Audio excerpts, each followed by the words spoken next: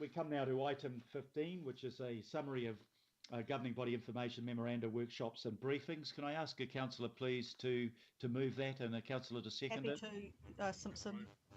Councillor Simpson to move. Casey. And councillor Casey to second. I'll put that motion. All those in favour please say aye. Aye. To the contrary, no. Aye. Carried. We come now to the last two items in the open agenda, both of which are recommendations from the Regulatory Committee.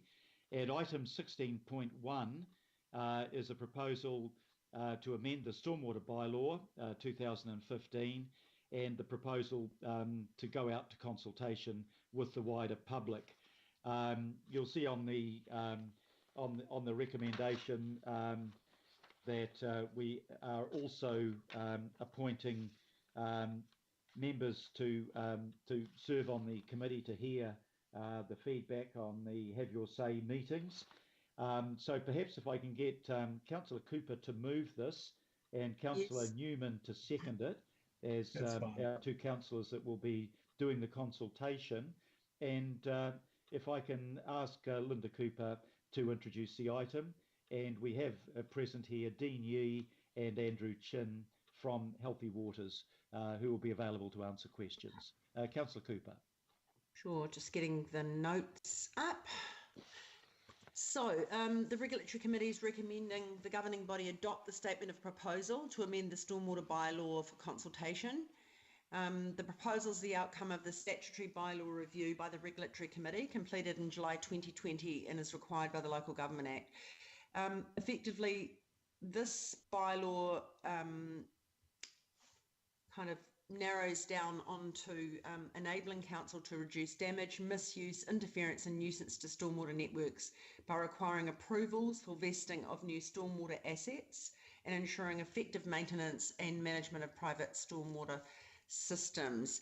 There's 5 main amendments related to specifying controls, codes of practice and guidelines for managing public stormwater network and private stormwater systems, considering additional requirements for vesting of public assets and approvals under the bylaw. For example, operative stormwater network discharge consent and a carbon footprint. So that is taking into the our climate change goals, requiring approvals for modification of or new engineered wastewater overflow points into the stormwater network, restricting or excluding certain activities for parts of the stormwater network. For example, activities such as fishing or kayaking at constructed stormwater ponds that contain hazards. Updating bylaw wording format as usual and definitions for clarity and easily reading. And if adopted, the consultation will take place from the mid-September to mid-October, and it's the same time frame as the signage bylaw, which will come next. And the committee's appointed the panel to hear the feedback. That's myself, Councillor Newman, and IMSB member Glenn Wilcox, and we'll report back our recommendations to the governing body in March 2022. And for all of our bylaws now, the reason we have to keep to the timeframes is that we've got quite a tranche of them coming through that we need to get through before the end of the term, before the election period. Thank you. It's open for questions.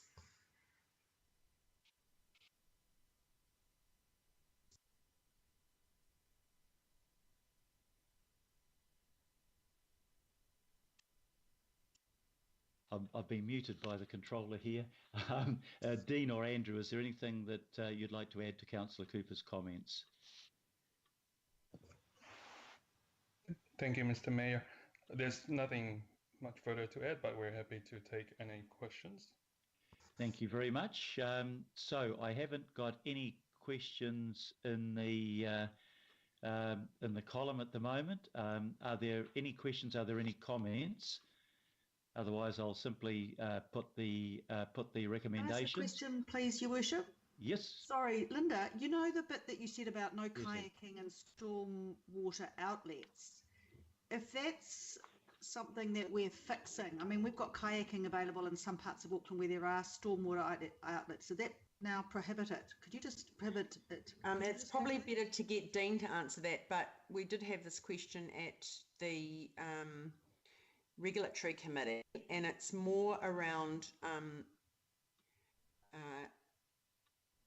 if there's hazards, instructed stormwater ponds, etc., if that contain hazards. But maybe Dean can answer that more technically.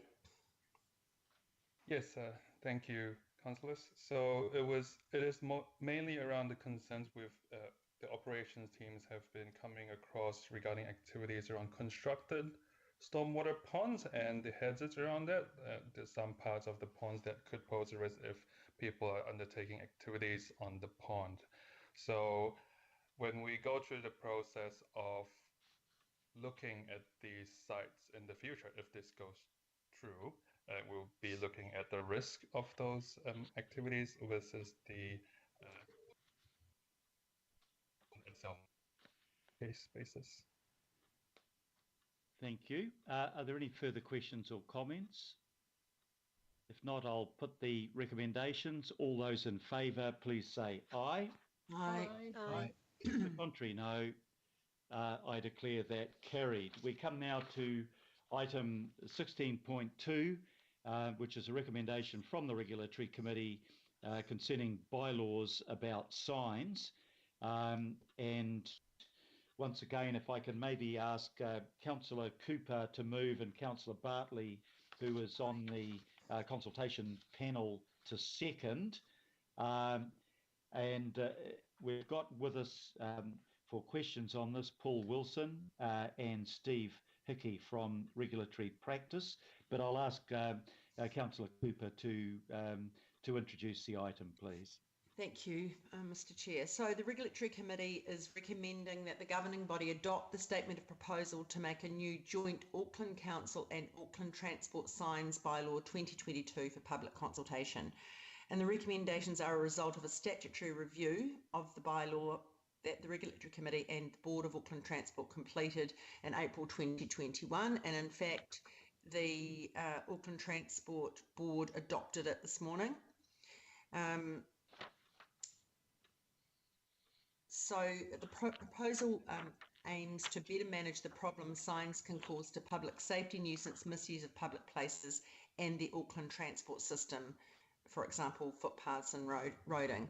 The proposal combines the Signage Bylaw 2015 and Election Signs Bylaw 2013 into a single bylaw, but it retains the intent and the scope of most of the rules in both current bylaws.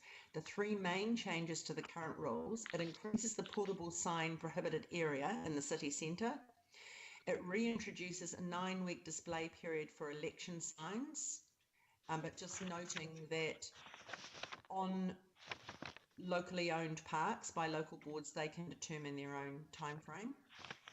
It increases the maximum area of flat wall-mounted signs in the heavy industry zone. And the other changes clarify the rules so they're just easier to understand. In terms of the next step, both the governing body and the Board of Auckland Transport must adopt the proposal. And as I said, AT Board did that this morning. Any minor updates to the proposal will be made as contained in our recommendations, including, for example, to add illustrations.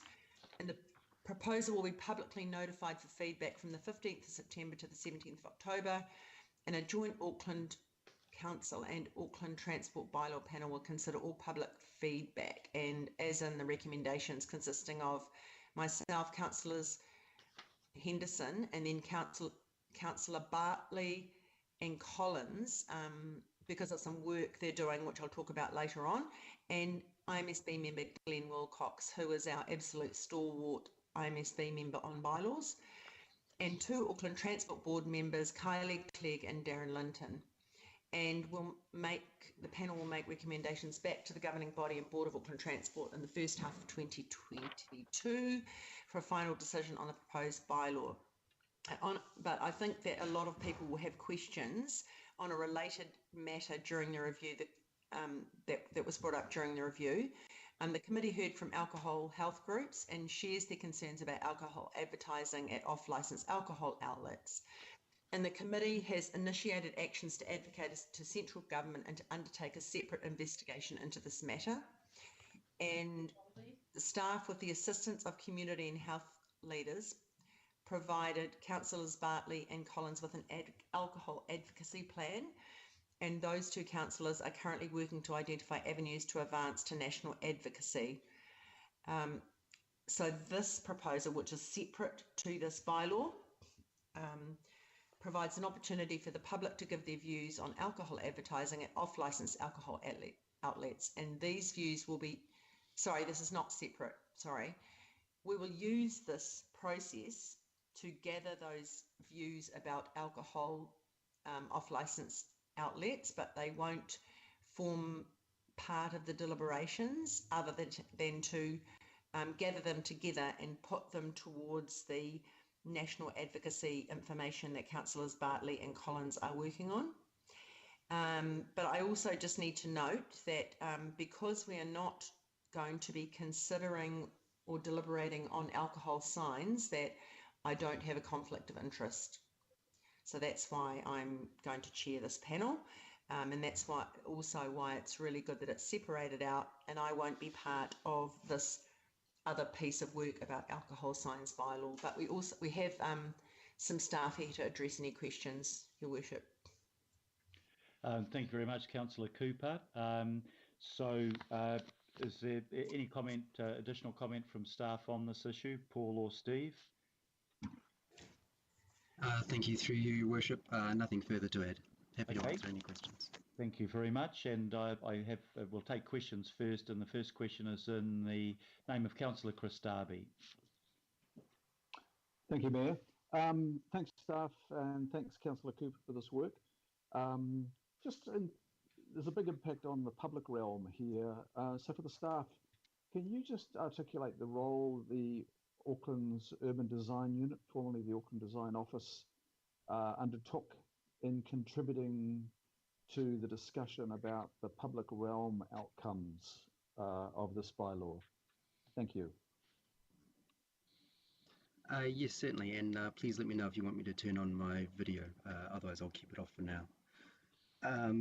So the response to that question is that they have been involved, although for the most part this bylaw aims to carry through the current rules, and one of the main reasons for that is that we recognised through the review process that there was a need for a wider discussion when the unitary plan comes up for its next review, in terms of the distribution of the rules between the bylaw and the unitary plan. And so some of those discussions were left till then, but we did have some discussions with them on particular rules that we needed clarification on, including around window signs, for example.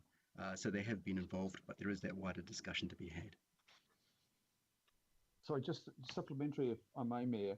So you're saying I'm hearing it's a bit of a cursory engagement at this stage, and you're expecting a deeper engagement with the design unit.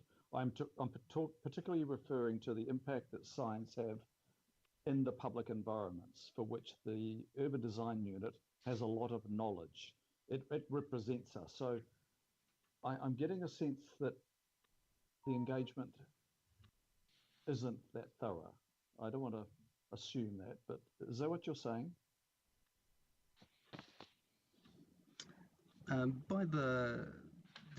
Are you able to give an example of the signs that you're talking about in terms of the public realm, and I may be able to give you a better answer?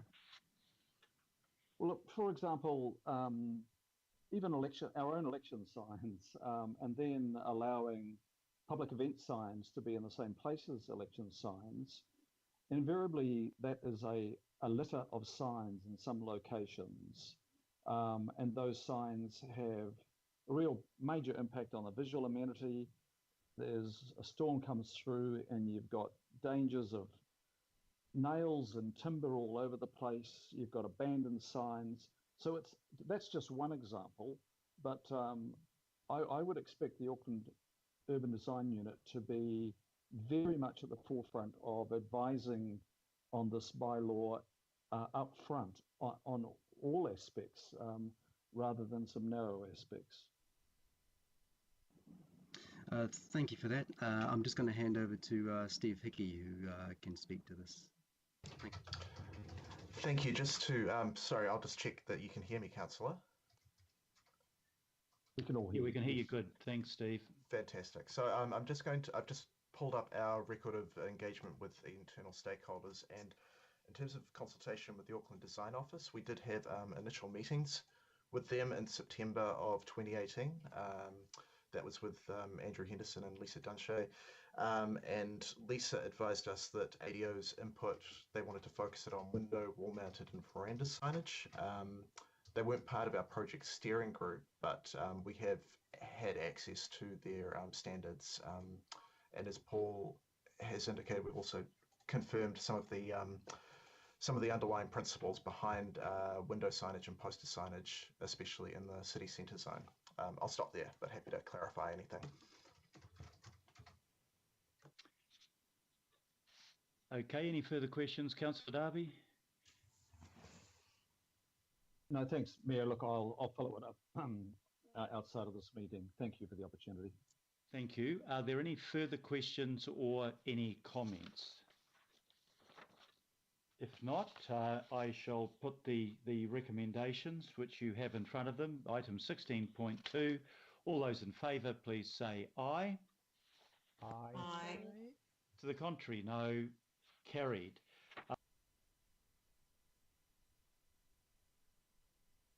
Lost you, Mayor?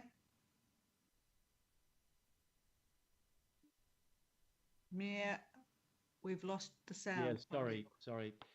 We now come to a procedural motion to exclude the public for the discussion on the City Rail Link Targeted Hardship Fund. The reason for the report remaining confidential, there are two reasons. One, that it contains information that could prejudice the Council's commercial position. The second reason is that the decision on this fund